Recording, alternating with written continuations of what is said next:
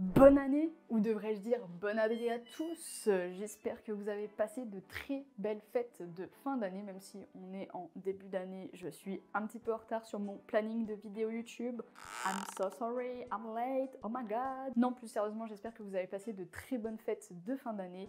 Un joyeux Noël, un joyeux réveillon, même si vous étiez seul, peut-être accompagné, en famille, entre amis, ou juste sur Discord, parce que c'est pas une fatalité. Et à tous ceux qui étaient au travail, pour certains qui ont un emploi qui concerne un peu la santé publique. Merci d'avoir assuré le coup pour cette année-là et tous les jours de l'année. Merci également d'être au service de notre santé et de prendre soin de nous. Voilà, c'était le petit message de prévention parce qu'on a tendance à les oublier, mais tous les hôpitaux qui étaient actifs, à toutes les personnes qui ont passé leur fête à l'hôpital, hospitalisées parce qu'ils ont une maladie, je vous envoie une très grosse dose de positivité. J'espère que cette année 2024 rimera avec votre guérison. Bref, trêve de bavardage. Qui dit nouvelle année dit peut-être nouveau départ pour vous. Peut-être pour vous le souhait de devenir une meilleure version de vous-même, des petites nouvelles résolutions, des objectifs de vie. Mais vous allez me demander comment, Dre, on fait pour devenir cette meilleure version de nous-mêmes. Et j'ai envie de vous dire que vous avez cliqué sur cette vidéo et que vous êtes au bon endroit. Alors peut-être parce qu'il y a un titre qui dit littéralement les termes, peut-être parce que ma tête sur la miniature vous a intéressé, ou peut-être tout simplement vous avez cliqué sur un lien que j'ai mis sur un de mes réseaux sociaux. Oui, c'est sûrement ça. Merci d'avoir cliqué sur cette vidéo et je vais essayer au mieux de vous donner des conseils et des astuces pour bien débuter cette nouvelle année. Évidemment, encore une fois, c'est des conseils, donc vous n'avez pas forcément à les appliquer, peut-être juste les écouter, en prendre note, vous inspirer, c'est libre à chacun.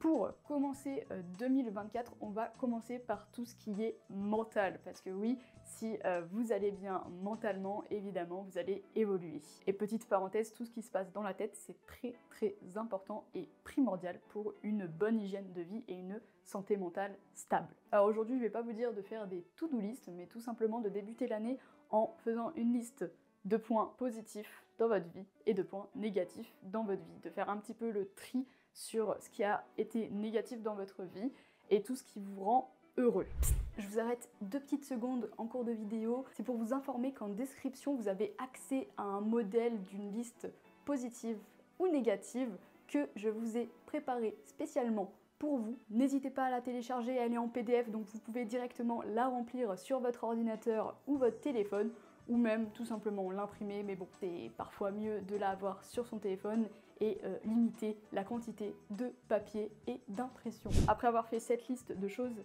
qui vous remplissent de bonheur, vous pouvez la comparer avec les choses négatives et peut-être essayer de trouver des solutions afin que, par exemple, les choses négatives, c'est peut-être parce que vous passez trop de temps sur les réseaux sociaux et de vous dire que dans la liste de choses qui vous rendent heureuse, vous avez mis aller faire du sport. Et bien, au lieu de passer du temps à scroller à l'infini sur votre téléphone, allez faire du sport. Peut-être que vous avez noté que vos habitudes négatives étaient peut-être d'avoir une hygiène de vie un peu médiocre, peut-être suivant l'alimentation, et dans vos choses qui vous rendent heureuse, c'est peut-être faire de la cuisine. Alors au lieu de manger de la malbouffe, vous dire je prends du temps pour faire de la cuisine, c'est quelque chose qui va contribuer à mon bonheur et enlever ce petit point négatif.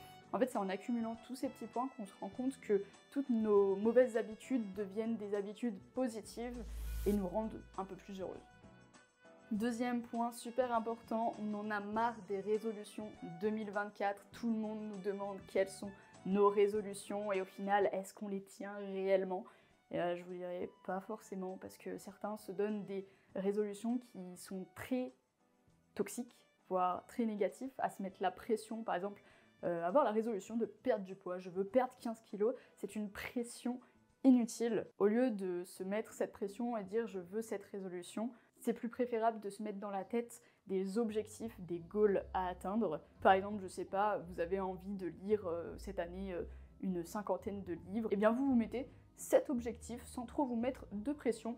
Votre objectif, c'est peut-être de voyager un peu plus, de découvrir le monde. Mettez-vous cet objectif en tête et évidemment dans la limite du raisonnable, ne partez pas trop dans l'extrême parce que avant de se mettre des objectifs, il faut avoir le premier objectif d'apprendre à s'aimer soi-même et s'aimer tel que nous sommes. En mettant en place ces objectifs à atteindre, vous allez directement ressentir un peu plus d'ambition dans votre vie, l'ambition de réussir entre guillemets 2024 dans les domaines où vous voulez absolument vous améliorer et pas des résolutions qui n'ont ni queue ni tête et qui vous poussent juste à vous mettre la pression et le stress. Troisième point aussi, un des plus importants, bannir les personnes toxiques de votre entourage.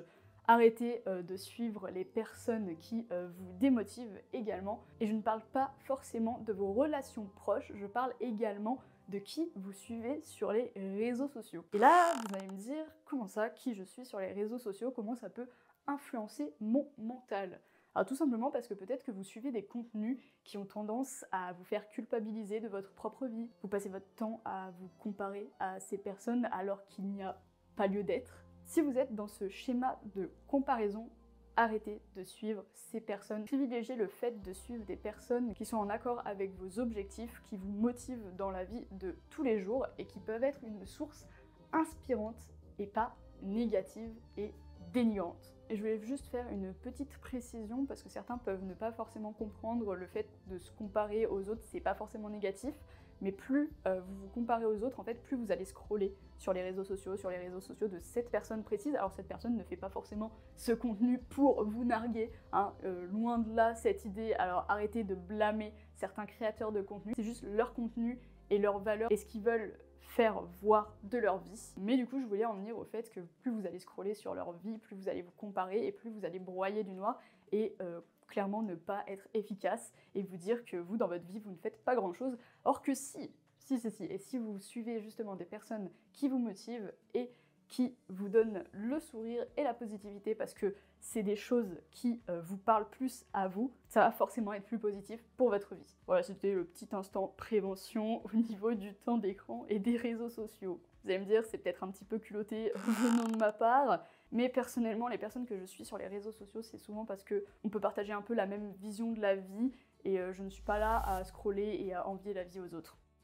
Quatrième point, se fixer des jours dans l'année qui vous sont dédiés. Oui, vraiment des jours dédiés à soi-même. C'est très très important, on a tendance à le mettre de côté alors que au niveau de la productivité, c'est ce qu'on juge le mieux. Il faut savoir s'arrêter pour mieux reprendre, avoir des journées où vous prenez du temps pour vous, vous prenez le temps de vous faire une skincare, du temps pour vous faire des masques, du temps pour lire, du temps pour regarder des films, du temps pour sortir avec vos amis, peut-être voir votre famille, peut-être sortir dans la nature, vous promener, voir les animaux, enfin tout ce qui vous fait plaisir à vous. Parce que parfois on a tendance à être trop pris par les problèmes de la vie de tous les jours, mais il faut savoir déconnecter et dire un peu stop, je mets en pause et je pense à moi. Et ça peut être aussi un petit peu contradictoire parce que penser à soi, c'est aussi penser aux autres, parce que automatiquement, vous allez peut-être être plus détendu face à certaines situations de vie et ainsi apporter plus de bonheur autour de vous et aussi apprendre aux autres ce type de sagesse d'esprit.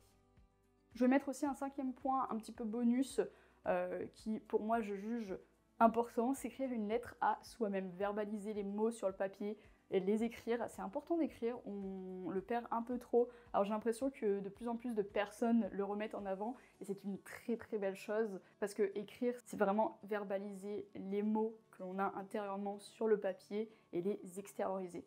Donc vous pouvez vous écrire une lettre à vous-même que vous lirez en fin d'année, peut-être juste à titre de nostalgie. Je trouve que ça fait plaisir de lire une lettre qu'on s'est écrite à soi-même en se posant des questions sur ce qui s'est passé cette année, peut-être dire ce qui s'est passé l'année précédente, donc faire un récap de toute l'année 2023. Et ça peut pousser à se garder des petits souvenirs et chaque année vous allez avoir tous ces petits moyens de comparaison et de challenge, parce que qui de mieux pour vous écrire que vous-même. Sixième et dernier point, normaliser le fait d'être seul et de passer du temps seul. Alors vous allez peut-être trouver ça marrant, mais parfois on voit des personnes qui sont seules au restaurant, mais justement je parle de ces personnes qui acceptent leur propre présence. Ça peut commencer par le fait de se balader seul, peut-être aller au cinéma seul, au restaurant. Alors pour ce qui est des événements publics quand vous êtes seul, il y a aussi les voyages. Les voyages, c'est une grande source de courage qu'il faut avoir pour être seul. Mais sachez qu'en faisant ça, déjà, il faut avoir une certaine dose de confiance en soi. Mais quand vous l'acceptez, c'est déjà un très grand pas. J'aime aussi dire une chose, c'est quand tu es seul et qu'il y a un problème, tu peux te reposer que sur toi-même et tu es le seul maître pour trouver une solution à ce problème. Et c'est après avoir résolu ce genre de soucis que tu te rends compte que tu as commencé un développement personnel sur toi-même et sur le fait que ta présence te suffit. Parce que oui, la personne avec qui tu vas passer le plus de temps dans ta vie, bah, c'est toi-même. Je suis désolée de te l'annoncer comme ça, mais oui, il va falloir l'accepter à un moment donné et il va falloir apprendre à s'aimer, même si c'est facile à dire. Courage. Je voulais également terminer sur ce point car je jugeais important de faire une prévention sur le développement personnel, sur le fait de devenir la meilleure version de soi-même. À chaque fois que je parle du devenir la meilleure version de soi-même, j'aime bien mettre quand même des gros guillemets, étant donné que pour moi, on est déjà la meilleure version de nous-mêmes. Et je pense que pour évoluer, il faut déjà mettre un premier pas là-dedans, un cheminement qui est continuel. Donc vous partez déjà dans une base où vous êtes la meilleure version de vous-même qui est en pleine évolution. C'est très important de le préciser pour moi car on peut vite se perdre dans la toxicité du développement personnel. Parce que étant donné que des personnes pensent que le développement personnel c'est toujours avoir le sourire, avoir la best life, être toujours de bonne humeur, être en bonne santé, avoir une routine parfaite. Mais non, c'est des choses qui ne sont pas forcément vraies. Vous avez le droit d'avoir ces moments de bad mood. Le plus important, c'est de savoir se relever et de savoir en tirer le positif. Donc s'il vous plaît, si ça ne va pas bien, ne vous forcez pas à rire ou à sourire tout simplement parce que vous pensez que vous allez justement refléter cette image de positivité. Vous avez le droit de ne pas sourire, vous avez le droit de ne pas être OK à certains instants de votre vie. Ce n'est pas une fatalité. Et le plus important aussi, quand j'ai parlé de résoudre ces problèmes quand on est seul, il y a certaines choses qu'on ne peut pas résoudre seul et il faut savoir demander à ce qu'on nous tende la main et prendre la main qu'on nous a tendue. Enfin voilà, c'était le petit instant prévention année 2024 parce qu'on a tendance à vraiment mettre dans la toxicité, les résolutions, tout ça. Enfin, moi je suis pas très ok avec cette hype qu'il y a sur la nouvelle année, nouveau départ, etc. C'est des habitudes à prendre de façon perpétuelle. Peut-être que tu tombes sur cette vidéo en plein milieu d'année, et bien tu peux prendre ces sagesses d'esprit, ces petits conseils que je donne par-ci par-là, qui m'ont aidé moi personnellement, qui ont aidé certaines personnes de mon entourage. Mais c'est pas parce que ça a aidé des personnes de mon entourage et moi-même que ça va forcément vous aider. Encore une fois, c'est libre à chacun. Vous êtes libre de faire ce que vous voulez. C'est votre propre vie, c'est votre propre destinée. Et moi, je vous souhaite encore une fois une très très belle année 2024, ainsi que beaucoup d'ondes positives. Des gros bisous. Merci pour cette année 2023. À bientôt.